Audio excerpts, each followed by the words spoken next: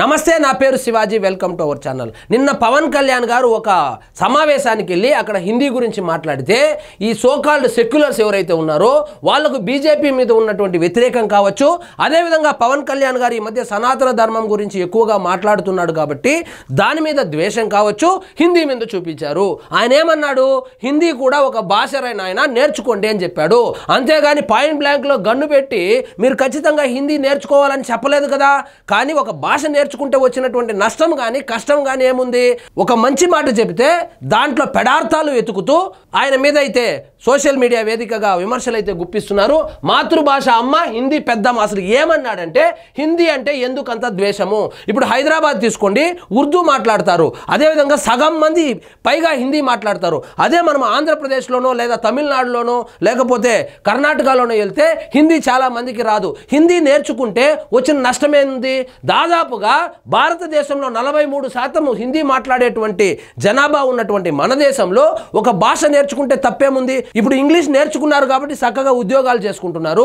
ఇప్పుడు ఉదాహరణకు ఏదైనా బార్గెన్ చేయాలంటే కూడా ఆ మొత్తం అమ్మే వాళ్ళంతా హిందీ వాళ్ళే అయ్యారు కదా. ఇప్పుడు అనంతపూర్ లాంటి ప్రాంతం తీసుకుంటే మొత్తం పాతూరు మొత్తం హిందీ వాళ్ళు అయిపోయారు. ఇప్పుడు కనీసం బార్గెన్ చేయడానికైనా ఒక లాంగ్వేజ్ మీద పట్టు ఉంటే 10 రూపాయలు తగ్గుతుంది. మంచి మాటే కదా చెప్పాడు, హిందీ నేర్చుకోమని. కాబట్టి వైఎస్ఆర్సీపీ వాళ్ళు ముఖ్యంగా ఈయన మీద ఉన్నటువంటి ద్వేషాన్ని హిందీ మీద చూపిస్తున్నారు.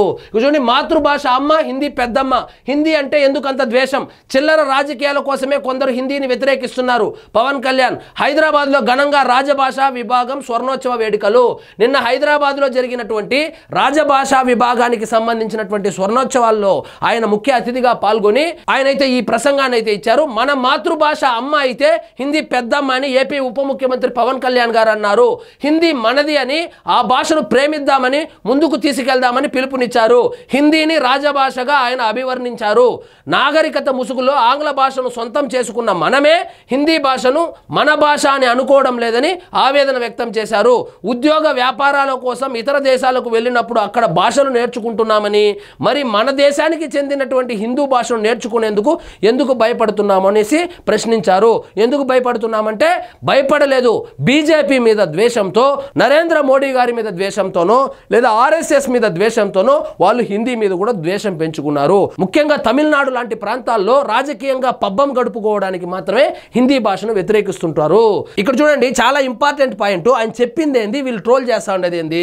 హిందీ నేర్చుకోవాలని ఎవరిని బలవంతం చేయడం లేదని, అయితే అది ఎవరైనా తేలిగ్గా అర్థం చేసుకోగలిగే భాష అని పేర్కొన్నారు.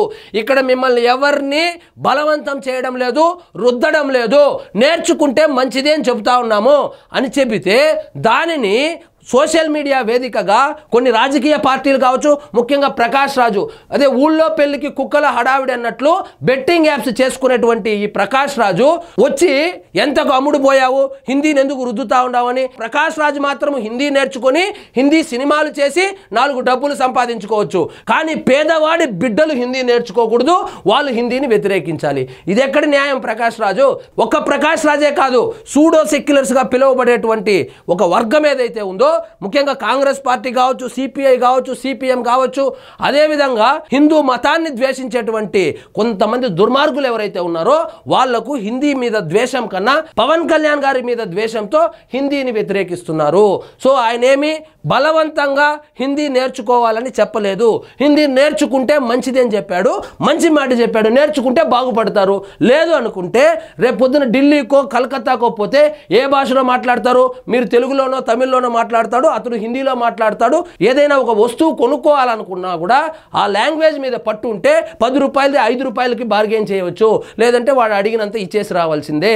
అదేవిధంగా మీరు తమిళనాడు లాంటి ప్రాంతాల్లో చూస్తే కేవలము తెలుగు తమిళ తెలిసినటువంటి వాళ్ళు వాచ్మెన్గా ఉద్యోగానికి వెళ్తే 12,000 రూపాయలు మాత్రమే ఇస్తారు. హిందీ తెలిసినటువంటి వ్యక్తికి వాచ్మెన్గా కావచ్చు, డ్రైవర్గా కావచ్చు డబుల్ శాలరీ వస్తుంది. ఎందుకంటే 43% పైగా భారతదేశంలో హిందీనే మాట్లాడుతూ ఉన్నారు. నేర్చుకోవడమే తప్పంటే ఆయన మంచి మాటే చెప్పాడు, నేర్చుకుంటే బాగుపడతారు, లేదంటే వదిలేయండి. సో అంతేగాని పవన్ కళ్యాణ్ గారి మీద ద్వేషంతో హిందీని వ్యతిరేకించకండి. సో ఇదండి ఈరోజు మన టాపిక్. మీకు ఈ వీడియో నచ్చినట్లయితే లైక్ చేయండి, షేర్ చేయండి, ఛానల్ మాత్రం సబ్స్క్రైబ్ చేసుకోవడం మర్చిపోవద్దు.